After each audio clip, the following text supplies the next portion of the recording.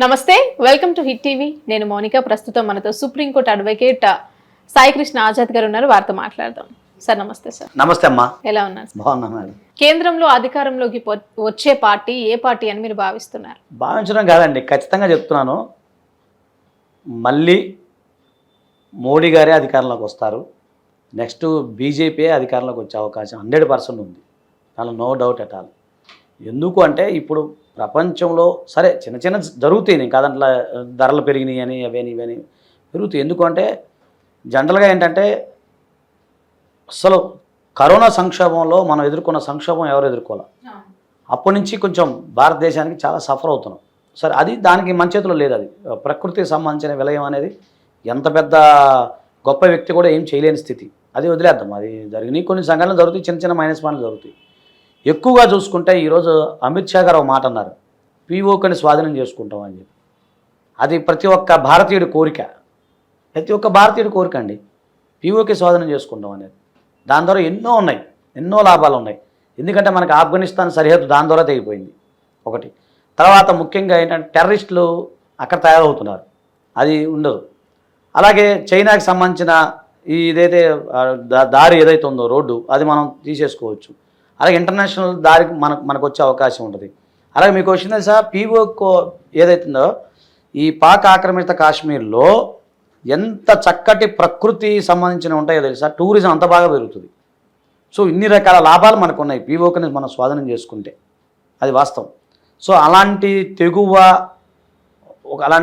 అలాగంటే వీరత్వం ఉన్న నాయకులు ఇప్పుడు ప్రస్తుతం మనకు కనపడరు ఒకటి. రెండోది మోడీ గారు ప్రవేశపెట్టిన అనేక పథకాలు చూసుకోండి.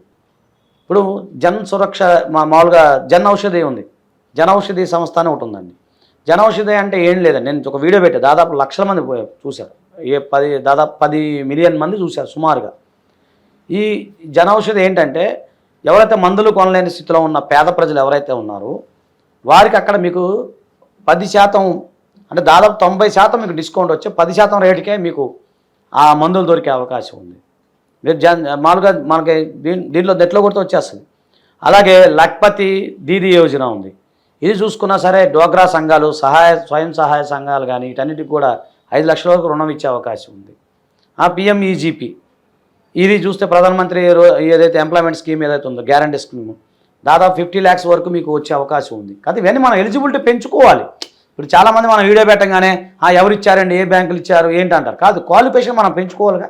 ఇప్పుడు స్టార్టప్ కంపెనీలు ఎన్ని డెవలప్ అయినాయండి, ఎంతమంది ఉపాధి లభిస్తుంది ఈరోజు ఒకటే. తర్వాత ఫసల్ యోజన ఉంది, అంటే రైతులకు సంబంధించి బీమా యోజన ఉంది. అలాగే 200 రూపీస్ మనం కట్ పెడితే ఇన్సూరెన్స్ వచ్చే అవకాశం ఉంది. దాదాపు 2 లక్షల రూపాయల వరకు ఇన్సూరెన్స్ ఉంది. ఇది చాలామంది తెలియదు. అలాంటి స్కీములు చాలా మోడీ గారు ప్రవేశపెట్టడం జరిగింది. అలాగే అతి ముఖ్యమైనది మీకు చెప్తున్నా, చాలామంది ఇప్పుడు ఓపెన్గా మాట్లాడుకుంటే రాష్ట్ర ప్రభుత్వాలు అన్నీ కూడా ఇది శ్మశాన వాటికలు నిర్మించారు అనుకుంటారు. కాదు, ఆ డబ్బులు మొత్తం కేంద్రం డబ్బులే.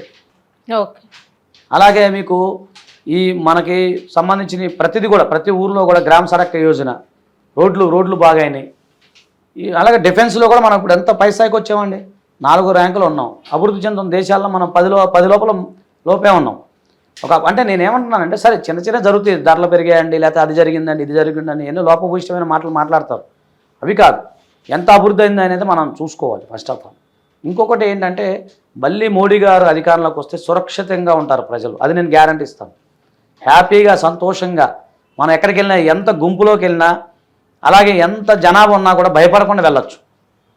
అంతకుముందు ఎన్ని బాంబ్ బ్లాస్ట్లు అయినాయండి మనకి లుంబిని పార్క్ కానీ, ఇక్కడ మనం చూసుకుంటే హైదరాబాద్లో అసలు హైదరాబాద్ రావడానికి భయపడే పరిస్థితి ఉండేది ఒక సందర్భంలో. మరి అలాగే ఆర్టికల్ 370 రద్దు చేయటం ఎంత సాహసోపేతమైన నిర్ణయం అండి అది.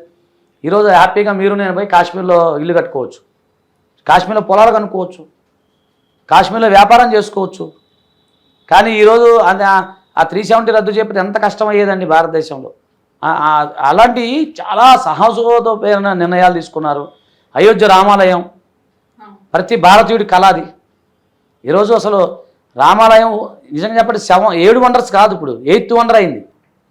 అయోధ్య రామాలయం 8th వండర్. ఇప్పుడు అంత లక్షల జనాభా వెళ్ళి ఈరోజు ఆ రాముడి వారిని దర్శనం చేసుకుంటాం.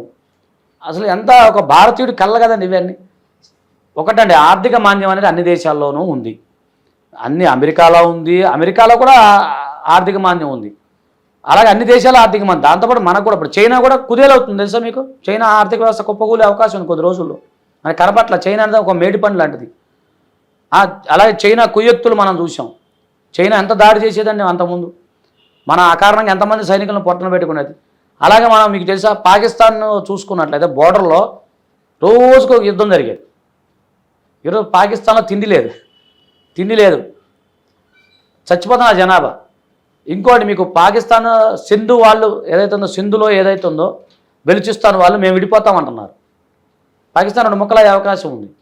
ఇన్ని రకాల దౌత్య సంబంధమైన విషయాలు కానీ, అంతర్గత భద్రత విషయంలో కానీ, అలాగే మన యొక్క ప్రజల యొక్క స్థితిగతుల విషయంలో కానీ, మెరుగైన వైద్యం విషయంలో కానీ, అలాగే రైతులకు సంబంధించిన విషయాల్లో కానీ, వీటన్నిటిలో కూడా నాకు తెలిసి ఇంత మంచి ప్రధానమంత్రి మనకు దొరకడం అనేది మన అదృష్టం. నెక్స్ట్ వచ్చేది 400 సీట్లు ఖచ్చితంగా, అంటే ఎన్డీఏ కూటమి, అది మీకు చెప్పాను కదా, ఎన్డీఏ కూటమి ఏదైతే ఉందో ఎన్డీఏ కూటమి అధికారంలో వచ్చే అవకాశం ఉంది. No doubt at all. మీరు కాంటే జూన్ 4 మనం చూద్దాము, నెక్స్ట్ ఏదైతే ఉందో చూద్దాము. ఖచ్చితంగా మళ్ళీ ప్రమాణ స్వీకారం చేసేది మోడీ గారి అండి, ఎలాంటి డౌట్ లేదు. So okay, thank you so much sir. మేము అడిగిన క్వశ్చన్స్కి చాలా ఓపికగా సమాధానం చెప్పి మీ టైం మాకు కేటాయించినందుకు థ్యాంక్ యూ సో మచ్.